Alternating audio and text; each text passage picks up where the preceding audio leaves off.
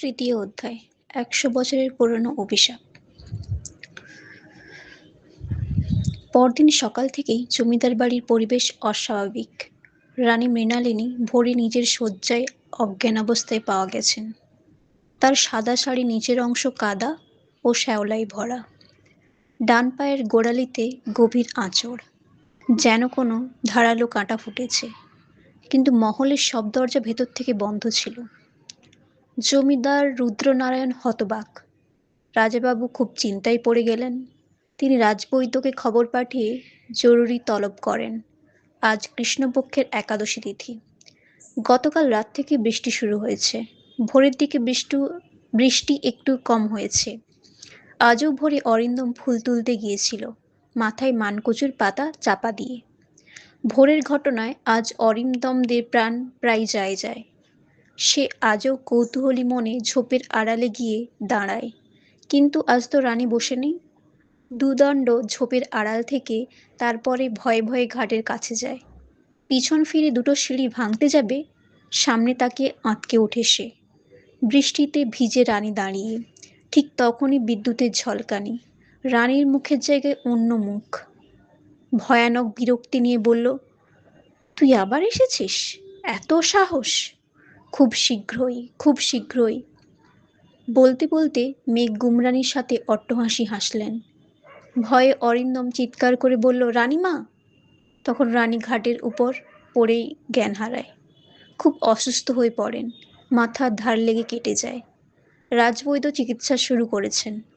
এদিকে জমিদারবাবু অরিন্দমকে ডেকে গোপনে জিজ্ঞেস করলেন, তুমি সত্যিই রানীকে পশ্চিম ঘাটে দেখেছ? অরিন্দম সব খুলে বলল। কিছুক্ষণ চুপ করে থেকে জমিদার বললেন, আজ তোমাকে এমন একজনের কাছে নিয়ে যাব যিনি হয়তো এই রহস্যের উত্তর জানেন। বিকেলের দিকে তারা পৌঁছালেন গ্রামের শেষ প্রান্তে, এক ভাঙাচোরা কুঁড়ে ঘরে।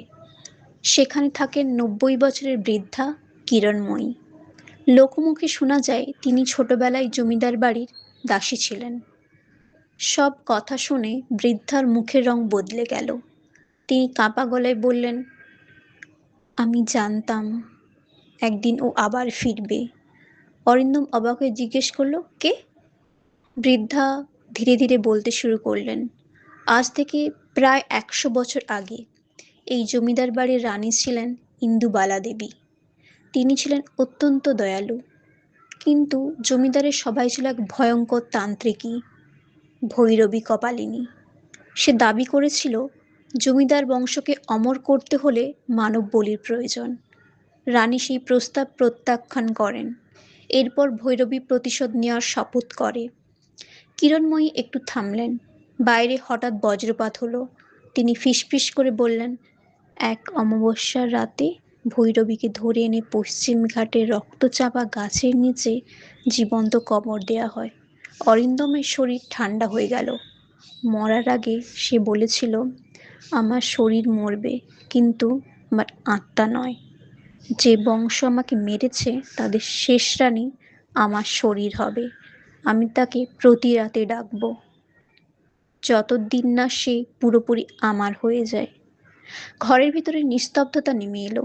অরিন্দম ধীরে জিজ্ঞেস করলো, তাহলে রানীমার ওপর সেই অভিশাপ নেমে এসেছে? বৃদ্ধা মাথা নাড়লেন। হ্যাঁ, আর সময় খুব কম। কেন? কারণ যেদিন ভোরের আগে রানী নিজের পায়ে হেঁটে দিঘির জলে নেমে যাবে, তিনি চোখ বন্ধ করলেন, সেদিন তার আত্মা আর ফিরবে না। ঠিক তখনই দূরে জমিদার বাড়ির দিক থেকে এক নারীর করুণ আর্তচিৎকার ভেসে এলো। রুদ্রনারায়ণ আর্তচিৎকার শুনে ছুটে বাইরে বেরিয়ে গেলেন। অরিন্দমও দৌড়ে তার পিছু নিল। সেদিন প্রথমবার তারা বুঝতে পারল অভিশাপ আর অপেক্ষা করছে না, সে শুরু করে দিয়েছে তার শেষ খেলা। চতুর্থ অধ্যায়। মধ্যরাতের অনুসরণ। সেই রাতেই জমিদার বাড়িতে থাকার সিদ্ধান্ত নিল অরিন্দম। রুদ্রনারায়ণ আর কাউকে কিছু জানালেন না। শুধু তার সবচেয়ে বিশ্বস্ত ২ প্রহরীকে নিয়ে রানীর কক্ষের বাইরে পাহারা বসালেন। ঘড়িতে রাত ১২টা। বাইরে ঝড় শুরু হয়েছে। হঠাৎ ঝম ঝম ঝম, নূপুরের সেই পরিচিত শব্দ। রানীর কক্ষের ভেতর থেকে দরজায় ধাক্কার শব্দ ভেসে এলো। ধুপ ধুপ ধুপ। কেউ যেন ভেতর থেকে বেরিয়ে আসতে চাইছে। রুদ্রনারায়ণ দ্রুত দরজা খুলে দিলেন। দরজা খুলতেই সবাই স্তব্ধ। রানী দাঁড়িয়ে আছেন, চোখ দুটো সম্পূর্ণ খোলা, কিন্তু সেই চোখে মানুষের কোনো অনুভূতি নেই। মুখে অদ্ভুত এক নিষ্ঠুর হাসি। তিনি ধীরে ধীরে বললেন, আমাকে ডাকছে, আমি যাচ্ছি। কণ্ঠস্বরটি রানীর নয়, এটি ছিল কর্কশ বয়স্ক এক নারীর গলা। রুদ্রনারায়ণ তার হাত ধরতেই এমন জোরে ধাক্কা খেলেন যে কয়েক হাত দূরে ছিটকে পড়লেন। দুই প্রহরী মিলে রানীকে থামানোর চেষ্টা করলো, কিন্তু আশ্চর্য, একজন ক্ষীণকায় নারী যেন 10 জন মানুষের শক্তি নিয়ে তাদের সরিয়ে দিলেন। রানী ধীরে ধীরে অন্ধকার বাগানের দিকে হাঁটতে শুরু করলেন। অরিন্দম দূর থেকে তার পিছু নিল। ঝড় বাড়ছে, বৃষ্টি চোখে মুখে আছড়ে পড়ছে। রক্তচাপার গাছের কাছে পৌঁছতেই বাতাস হঠাৎ থেমে গেল। চারিদিক নিস্তব্ধ। রানী ঘাটের শেষ সিঁড়িতে গিয়ে দাঁড়ালেন। তারপর দুহাত আকাশের দিকে তুলে ফিসফিস করে বললেন, আমি এসেছি। দিঘির কালো জল হঠাৎ বুদবুদ তুলতে শুরু করলো। জলের মাঝখানে ধীরে ধীরে উঠল একটি কালো অবয়ব। প্রথমে শুধু মাথা, তারপর কাঁধ, তারপর পুরো শরীর। জল ঝরতে ঝরতে দাঁড়িয়ে রইল এক বৃদ্ধা নারী। লম্বা জটাজুট চুল, কপাল জুড়ে রক্তের মতো লাল সিঁদুর, চোখ দুটো জ্বলছে অঙ্গারের মতো। সে ধীরে ধীরে হেসে উঠল, অবশেষে, এত বছর পর। অরিন্দম ভয়ে গাছের আড়ালে লুকিয়ে পড়ল। ভৈরবী রানীর কপালে আঙুল ছোঁয়াতেই রানীর শরীর কাঁপতে লাগলো। হঠাৎ তার মুখ দিয়ে বেরিয়ে এলো কালো ধোঁয়ার মতো কিছু। সেই ধোঁয়া ভৈরবীর শরীরে মিশে গেল। ভৈরবী চোখ বন্ধ করে গভীর শ্বাস নিল।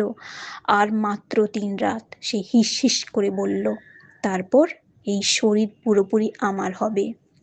ঠিক তখনই অরিন্দমের পায়ের নিচে শুকনো ডাল ভেঙে গেল। মরাত! ভৈরবীর মাথা মুহূর্তের মধ্যে ঘুরে গেল।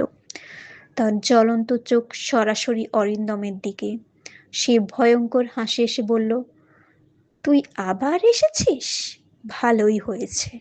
শেষ যজ্ঞে আর একজন জীবন্ত মানুষের রক্তের দরকার ছিল। কথা শেষ হতেই দিঘির জল থেকে অসংখ্য কালো হাত উঠে অরিন্দমের পায়ের দিকে এগিয়ে আসতে লাগলো।